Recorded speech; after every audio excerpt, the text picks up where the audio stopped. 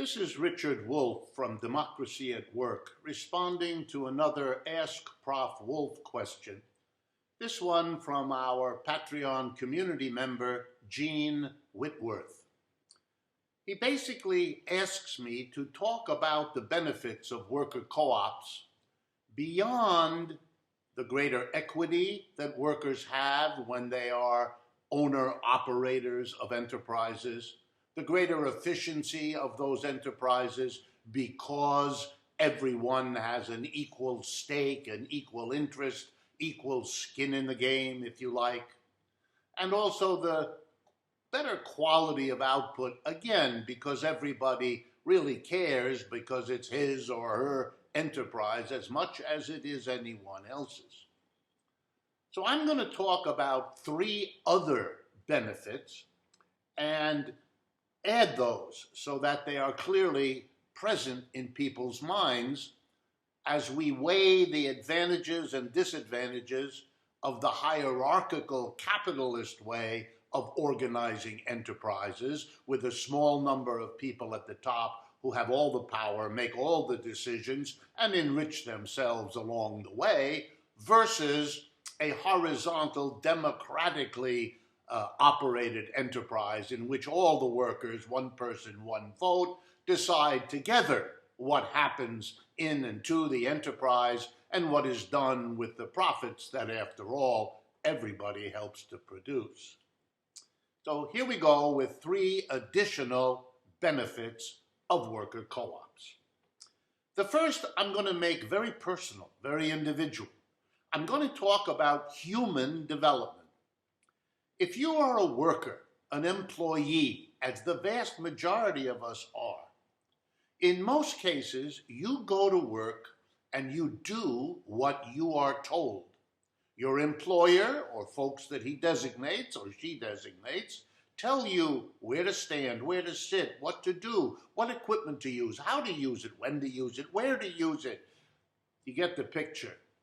And when you're done using your brains and your muscle all day long to help produce whatever those folks at the top decide will be the products of this company, this enterprise, when you're done contributing, you are told, go home.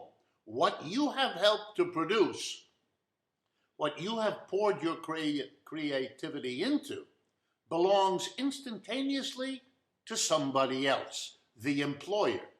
The employer may have been working alongside you, rare, but it happens, but most of the time, the employer didn't participate in producing what is automatically the employer's property the minute you finish working. You're told to go home, you're done, go home, eat, drink, sleep, and come back and do it all again tomorrow.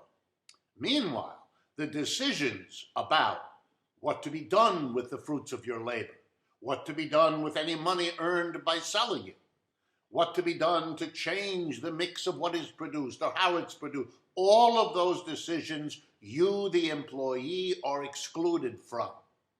Well, let me tell you a simple psychological truth. You are, in large part, what you are called upon to do in your life.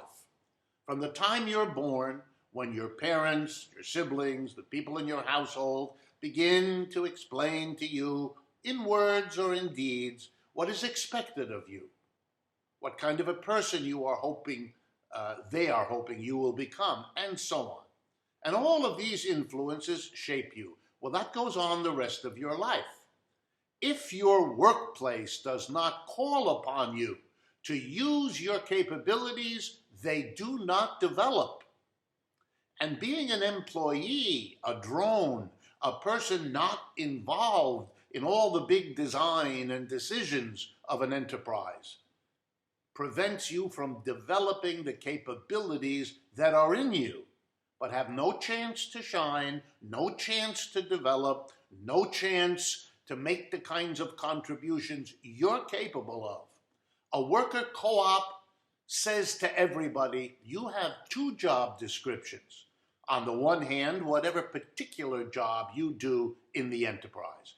But The number 2 job description is you're part of the decision-making operation. You're part of what makes all the decisions. You have to study. You have to know what the company's problems are. You have to be able to participate in solving them. And that brings developments in and to you would not otherwise have. A tiny number of people hold on to those capabilities that they've developed because they run the enterprises. A small minority, that's what employers always have been. The great majority are denied those opportunities for personal development, and that would not be allowed to happen in a worker co-op, because you, from the beginning, are drawn in to making big, broad decisions, learning the things you have to learn to do that, debating with others who disagree. And in the course of those debates, you teach them, they teach you all kinds of things about running an enterprise. And let me give you a little hint of another point. We now allow a tiny group of people to make enterprise decisions, the employer. Well, the decisions reflect what it is that small number of people know or gather as information. If it were done democratically, a much broader, much wider, much more equipped decision-making apparatus would be in place. Many people's ideas would be filtered in. I think it would work much better. And the existing evidence reinforces it. Now the second basic one, that's democracy. Here the point is very simple. We complain that millions of people in modern democratic societies don't vote, don't follow politics, really disengage from running the community. Well, one of the reasons, not the only one, but one of the big reasons that happens is the workplace is so undemocratic. You know, if 5 out of 7 days you go to work and no one asks you your opinion about anything, you are told what to do by people you have no control over, because that's how capitalist business works, you lose your appetite, your taste for democracy. It's not part of your everyday. And so, of course, you don't feel quite as intense about it in the residential community where you live. And your commitment to democracy is, I'll be kind, underdeveloped. You want democracy politically, you have to institute it in the economy too. Otherwise, the lack of democracy in the economy undermines, blocks, thwarts political democracy. It's ironic that the societies that call themselves democratic, mostly capitalist societies, have never allowed democracy into the workplace where it should have been organized at the first. Finally, if workers own and operate their own enterprises as co-ops, then they will be the one putting the pressure on the government. The government has to do what they want because they pay the taxes that keep the government going. So now the workers are the enterprise.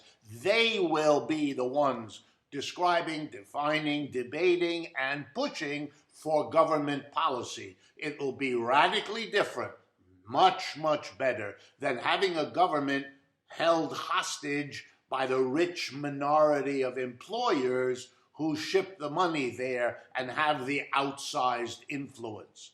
You want better government, you want democracy, and you want to develop yourself personally, worker co-ops is the better option.